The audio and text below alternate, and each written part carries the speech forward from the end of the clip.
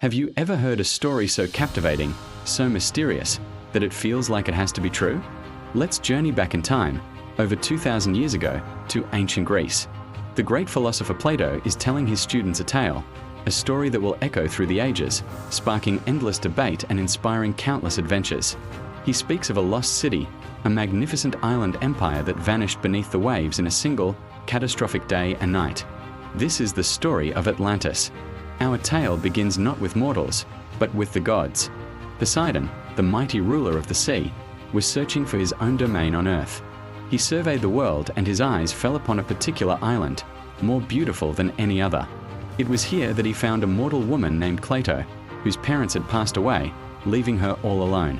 Poseidon fell deeply in love with her. To protect his beloved, he decided to create a sanctuary, a perfect home just for them. With the strike of his powerful trident, Poseidon reshaped the island. He created a series of concentric rings of land and water, alternating one after the other, forming a natural defense and a breathtaking landscape. There were 2 rings of land and 3 rings of water, encircling a central hill where he built a magnificent palace for Plato. He caused 2 springs to flow from the earth on this central island, one of warm water and one of cold, ensuring they had everything they could possibly need. Here, in this isolated paradise, Poseidon and Plato started their family. She gave birth to 5 pairs of twin sons. The firstborn of the eldest pair was named Atlas, and it was he who became the first king of this grand empire. The entire island, and the ocean surrounding it, was named the Atlantic in his honor. His 9 brothers were made princes, each given a vast territory to rule over. 4 generations, Atlantis flourished. It was a golden age of prosperity and peace. The descendants of Poseidon and Plato ruled with wisdom and virtue, guided by the laws laid down by their divine ancestor. The city itself was a marvel of engineering and architecture, far beyond anything the world had ever seen. The outer ring of land was connected to the central island by massive bridges, wide enough for chariots to pass. Great canals were carved through the rings of land, allowing ships to sail directly from the sea into the heart of the city, right up to the central citadel. The resources of Atlantis were seemingly endless.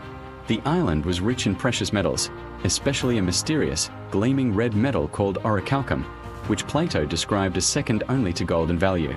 The Atlanteans used it to adorn their temples, palaces, and walls, making the city glitter and shine under the sun. The soil was incredibly fertile, producing an abundance of food, fruits, and fragrant herbs. Exotic animals, including a large population of elephants, roamed the lush forests and plains. The Atlanteans were masters of technology and art. They had grand temples, public baths, gymnasiums, and a massive harbor bustling with trade from across the world. Their military was formidable, with a powerful navy and a well-organized army. For centuries, they lived in harmony, respecting the gods and each other. Their society was a utopia, a beacon of civilization. But, as is often the case in tales of great power, a shadow began to creep over the city.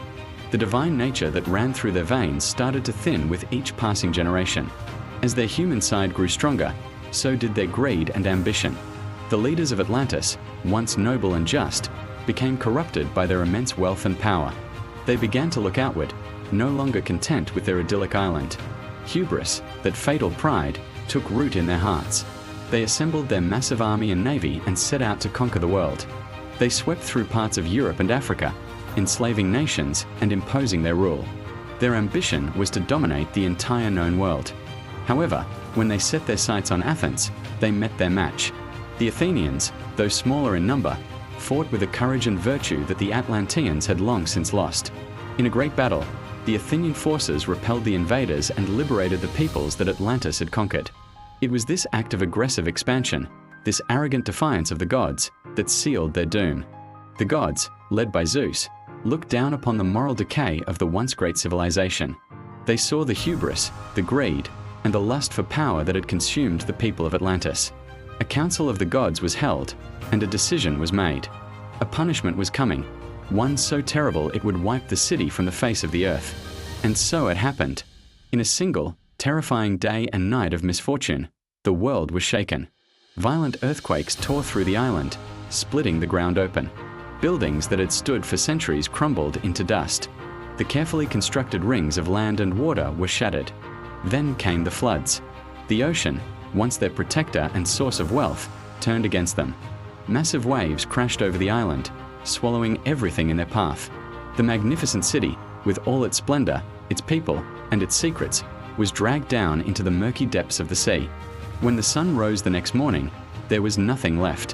Where a vibrant empire once stood, there was only open ocean and a vast, impassable shoal of mud, marking the grave of the sunken island. Atlantis was gone, vanished as if it had never been. Plato's account ends there, leaving us with a haunting image of a lost paradise and a powerful cautionary tale about the dangers of pride and corruption. But the story of Atlantis was far from over. It was just the beginning of its enduring legacy. For thousands of years since Plato first told the tale, humanity has been obsessed with it. Was Atlantis a real place? Or was it simply a fable, a philosophical allegory created by Plato to illustrate his ideas about the ideal state and the consequences of moral decline? The search for the lost city has fueled countless expeditions, theories, and wild speculations. Some believe Atlantis was located in the Atlantic Ocean, perhaps near the Azores or the Canary Islands. Others have pointed to places like Santorini in the Mediterranean, a Greek island devastated by a volcanic eruption around 1600 BC. Theories have placed it everywhere from the Caribbean and Antarctica to the coast of Spain and even Ireland. Every unusual underwater rock formation, every ancient map with a mysterious island, reignites the debate. Atlantis has become more than just a place, it's a symbol. It represents the ultimate lost civilization, a dream of a perfect society that possessed advanced knowledge and lived in perfect harmony before its fall. It speaks to our deep-seated hope that a better world was once possible, and perhaps could be again. It's the ultimate mystery, a puzzle written into the very fabric of Western culture. From novels by Jules Verne to blockbuster movies and video games, the idea of Atlantis continues to capture our collective imagination. It's a story that has it all: divine creation, a golden age, technological wonders, moral decay, epic battles, and a cataclysmic end. It's a reminder that even the greatest of empires can fall, that power corrupts, and that nature's fury is a force to be respected. So, the next time you gaze out at the ocean, think about what might lie beneath the waves. Could the ruins of a magnificent, glittering city be hidden in the dark, silent depths, waiting to be rediscovered? The legend of Atlantis endures, a timeless echo from a world that may or may not have been, forever lost to the sea but eternally alive in our imagination. What do you think? Was Atlantis real, or is it the greatest story never told? Let me know your theories in the comments below. Thanks for watching and joining me on this journey into the past. If you enjoyed this dive into history and mystery, be sure to like this video and subscribe for more stories that challenge what we think we know. Until next time, keep exploring.